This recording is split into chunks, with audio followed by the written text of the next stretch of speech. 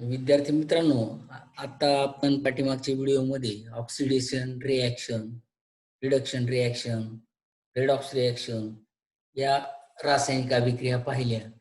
तर परत एकदा त्याची एक पुनरावृत्ती पाहणार आहोत. When the positive charge on an atom and or an ion increases and the negative charge on them decreases is called oxidation. ऑक्सिडेशनची एक व्याख्या अजून एक आहे की पॉझिटिव्ह चार्ज कमी होतो कशावरचा, ॲटमवरचा.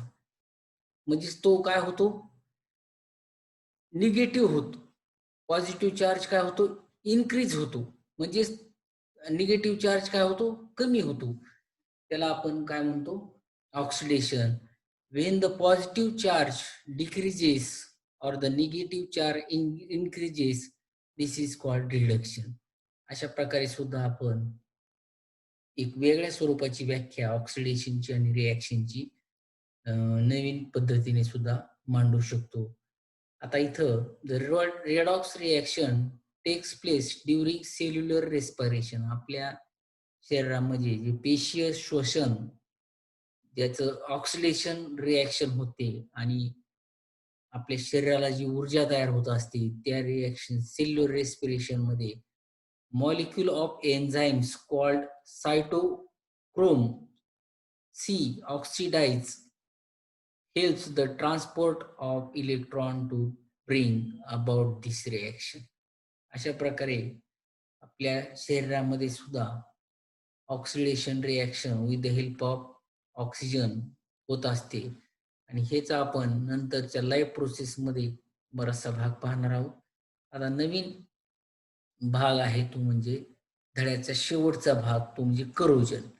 या ठिकाणी 4 टेस्ट ट्यूब आहेत आणि या 4 टेस्ट ट्यूब मध्ये आपल्याला असं दिसतंय की एका टेस्ट ट्यूब मध्ये पाणी आहे आणि त्याच्यावर ऑइलचा लेअर आहे.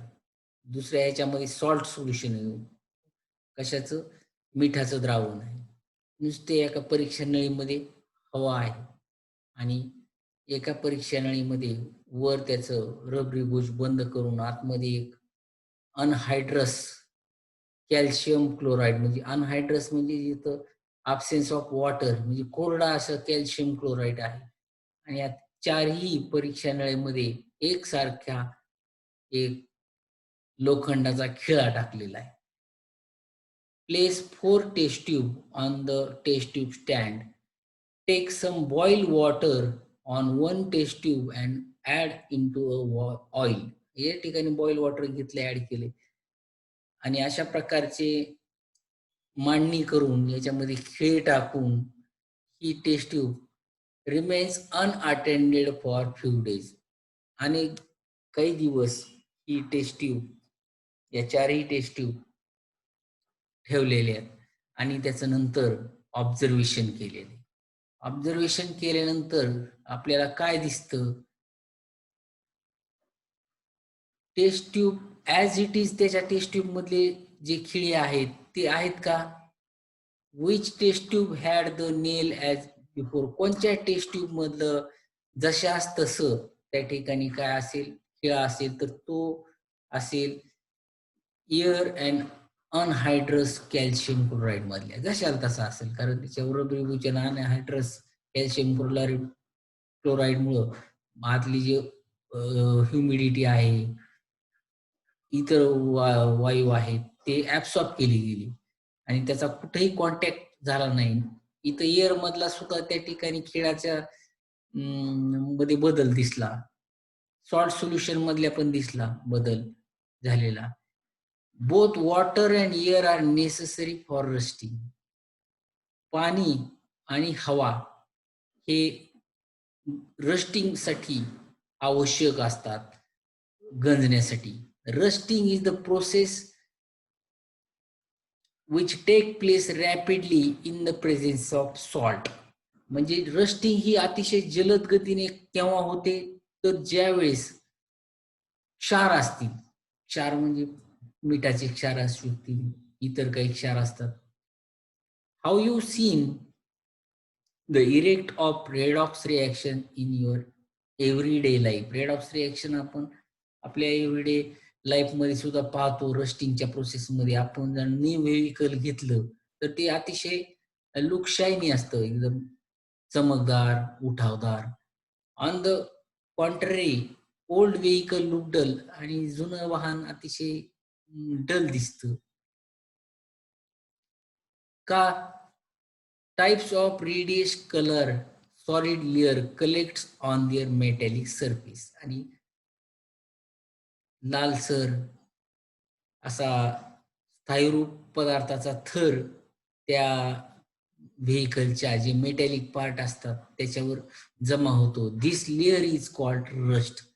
आणि अशा प्रकारचा जो थर असतो रेडिश कलरचा, आणि जो कशामुळे तयार होतो? Reaction in between the atmospheric contents.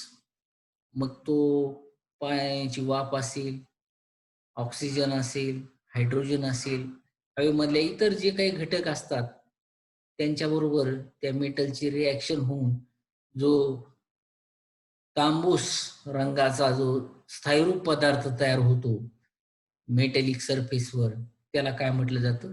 Rust. The substance which is awkward on the surface of metallic surface is called rust, and rust is prepared for the reaction in between the atmospheric uh, particles and the element. The chemical formula is Fe2O3 dot XH2O. म्हणजे त्याचा जो रस्टचा जो chemical formula आहे तो काय? Fe2O3 आहे. The rust of iron does not form by simple reaction of oxygen with iron surface. नुसता rust काही साध्या रिएक्शननी तयार होतो का? तर नाही. Rust is formed by an electrochemical reaction. Rust तयार होण्यासाठी इलेक्ट्रोकेमिकल रिएक्शन होणं आवश्यक आहे. Different region on the surface of iron becomes anode and cathode.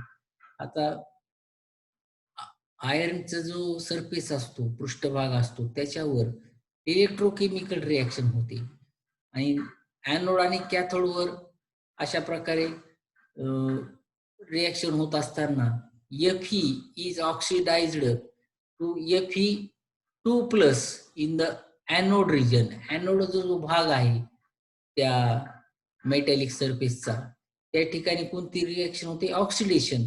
Fe2+ 2 electron त्या ठिकाणी लूज केले जातात, आणि इथं oxygen is reduced to form water in the cathode region.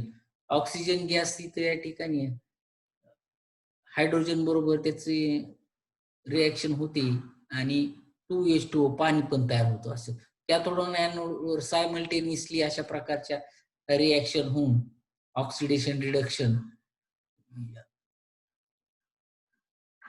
या ठिकाणी हायड्रेटेड ऑक्साईड Fe3+ आयन्स तयार होतात, आणि त्यालाच रस्ट असं म्हणतात, आणि it collects on the surface. आता इथं पहा, या ठिकाणी ही जी रस्ट निर्मिती होण्याची जी प्रोसेस आहे त्याची केमिकल रिएक्शन या ठिकाणी आहे. Fe3+ ॲक्वियस, 4H2O पाणी म्हणजे ते हवेमधलं पाण्याची वाफ सुद्धा असते, आणि Fe2O3.H2 ह्याला रस्ट म्हणायचं, आणि 6H ॲक्वियस या ठिकाणी तयार होतं. व्हेरियस कॉम्पोनंट्स ऑफ ॲटमॉस्फिअर त्याला कारणीभूत असतात. वेगवेगळे घटक ॲटमॉस्फिअर मधले. Oxidation of metal take place consequently resulting in their damage. आणि या ठिकाणी रस्टिंग प्रोसेस झाल्यानंतर, ही ऑक्सिडेशन प्रोसेस झाल्यानंतर त्या वस्तूचं डॅमेज होतं, नुकसान होतं. This is called corrosion. याला म्हणतात क्षरण. गंज चढतो, रस्ट चढतो. Iron rust and a reddish coloured layer is collected on it. This corrosion of iron. Corrosion is a very serious problem we are going to study about in the next chapter. Corrosion ही एक फार मोठी समस्या आहे. ती आपण next chapter मध्ये पाहत आहोत. 8वीच्या धड्यामध्ये सुद्धा 8वीच्या सायन्सच्या चॅप्टर मध्ये सुद्धा करोजन आपण अगदी सुरुवातीच्या पाठामध्ये पाहिलेले.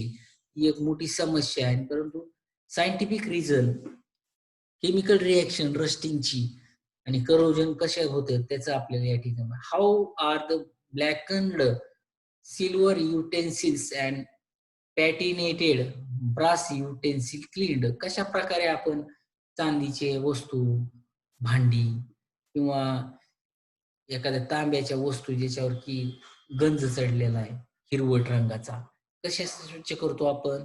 तर तो आपण ते लिंबाच्या साह्याने, चिंचेच्या साह्याने करतो. कारण का? तर ऍसिड आणि ती रस्ट याची रिएक्शन होऊन त्या ठिकाणी काय होतं, ते रस्टचा लेअर क्लीन होतो. ते तुम्ही पाहायचे. दळ्यातला शेवटचा भाग आहे तो म्हणजे रॅन्सिडिटी, म्हणजे या ठिकाणी आपण त्याला खवटपणा असा म्हणतो. खवटपणा. When you use left over cooking oil for making food stuff, ज्यावेळेस आपण शिल्लक राहिलेलं तळलेलं पदार्थ, उरलेलं जे तेल असतं ते जर आपण तसंच ठेवलं आणि त्याच्यामध्ये जर आपण काही पदार्थ कुक केले, तयार केले, it found to have foul odour called rancidity. त्याला असा विशिष्ट प्रकारचा वास, उग्र असा वेगळा वास येतो. त्याला म्हणतात रॅन्सिडिटी. बरेच दिवस ठेवलेलं तेल असेल तर आणि त्याच्यात जर खाद्यपदार्थ तयार केले, फूड स्टफ तयार केले तर. If food is cooked in such oil its taste also changes. अशा प्रकारच्या ऑइलमध्ये जर आपण फूड प्रिपरेशन केलं, तयार केले तर त्याची चव सुद्धा बदलते. जसं की फ्राईड फूड असतात काही तळलेले चिप्स वगैरे, ते जर ते पण खूप दिवस जर ठेवली उघडे तर त्याच्यामधून सुद्धा ते खाण्यायोग्य राहत नाहीत. It makes a air oxidation and becomes rancid. अशा तळलेले पदार्थ आहेत चिप्स वगैरे, ती तशी ठेवली की त्याच्यातून त्याचं ऑक्सिडेशन होतं, एअर ऑक्सिडेशन, आणि ते रॅन्सिड होतं. Rancid in the food stuff cooked in oil or ghee is prevented by using antioxidant. आता रॅन्सिडिटी आपल्याला स्टॉप करायची, प्रिझर्व्ह करायची, तर त्याच्यासाठी काय करायचंय? अँटीऑक्सिडंट वापरले जातात. Preservation of food to prevent the oxidation. The process of oxidation reaction of foodstuff can also be slowed down by storing into airtight container. दुसरा एक पर्याय आहे. हे जे पदार्थ आहेत तळलेले, की एक तर त्याच्यामध्ये अँटीऑक्सिडंटचा वापर करायचा टू प्रिव्हेंट द रॅन्सिडिटी, आणि दुसरा त्याचा उपाय आहे storing in to airtight container. हे दोन भाग झाले प्रिव्हेन्शनची. आणि रॅन्सिडिटी का होते? तर due to the air oxidation of this substances into air. अशा प्रकारे रॅन्सिडिटी आहे. या धड्यामध्ये आपण बरंच माहिती पाहिली. आता नंतरचा धडा आपण पुढं पाहणार आहोत. याच्यावरचे धड्याच्या खालचे प्रश्न सर्वांनी सोडवायचे.